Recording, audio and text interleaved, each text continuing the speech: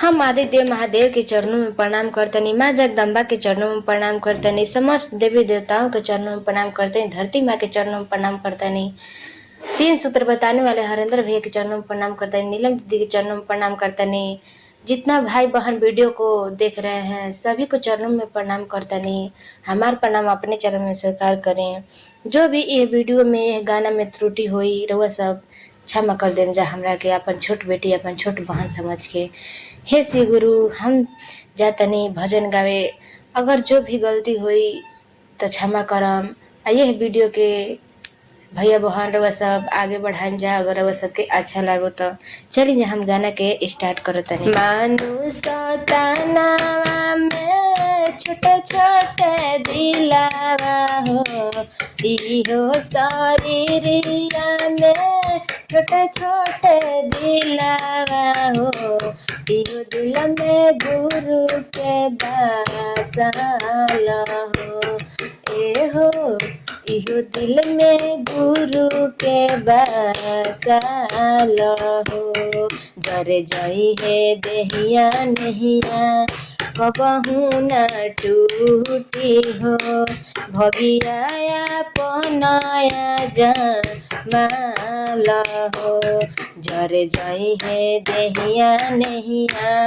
कबहू न टूटी हो, भगिया पनाया जमाल हो, ए हो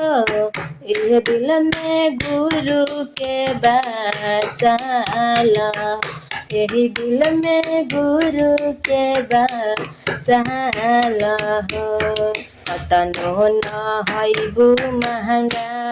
साबुन लगाईबू हो, कतनो न हईबू महंगा साबुन न हईबू हो, इहो देहिया बनिए एक दिन लाश हो, ए हो इहो देहिया बनिए एक दिन लाश हो। धरती पयलू शिशिया चरचना कइलू हो, धरती पयलू शिशिया भजन न कइलू हो, कुछु करामा कमाल हो, ए हो कुछु करामा कमाल हो, ए हो यही दिल में गुरु के बासल हो, यही दिल में गुरु के बासल हो। अहिसन शरीरिया में लाल लाल दिलावा हो, यही दिल में गुरु के बासल हो, ये हो यही दिल में गुरु के बासल हो। आए हाय पैसा पैसा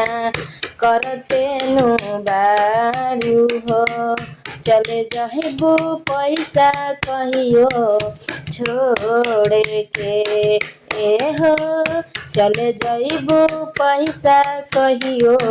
छोड़ के। हाय हाय पैसा पैसा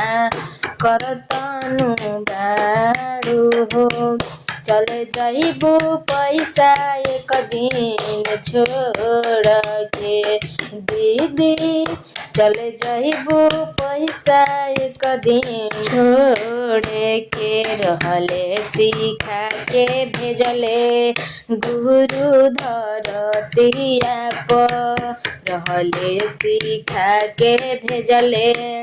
भोला धरतिया पर,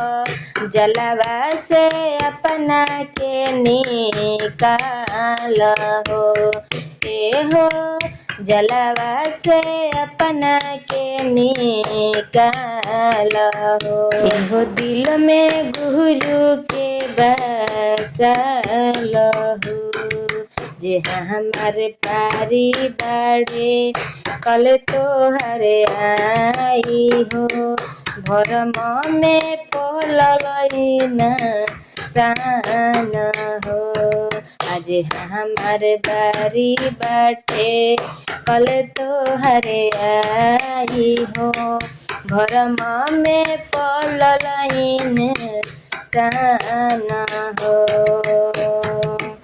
भरम में पललाइन साना हो शिव भजनिया कल चरण में जईबू हो गुरु भजन कल स्वर्ग में जईबू हो नमः शिवाय तुहू बोल हो ए हो नमः शिवाय तुहू बोल हो ये दिल में गुरु के बसाल हो यही दिल में भोला के बसाल हो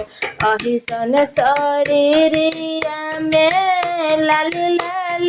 दिलावा हो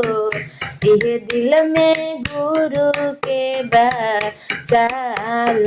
हो ए हो यही दिल में गुरु के बसाल पहिला में दया मंगनी दूसरा में चारा चाहो पहिला में दया मंगनी दूसरा में चारा चाहो तीसरा में नमः शिवाय प्रणाम ए हो तीसरा में नमः शिवाय प्रणाम दया से दया मंगनी चर्चा से ज्ञान हो अनह मन से गुरु काड़ा नाम हो एहो इहो दिल में गुरु के बसाल हो मानु सतानावा में छोटे बड़े दिलावा हो उहे दिल में भोला के बसाल हो एहो उहे दिल में गुरु के बसाल हो। तो देखिए गुरु बहना अगर ये गाना और सबके मन के जगा दिल होई तो यह गाना के शेयर करम जा आ चैनल के सब्सक्राइब करम जा आ कमेंट करम जा अच्छा। अब इतने पर हम ई वीडियो को बंद करता नहीं जौन भी गलती भइल हो क्षमा करम जा।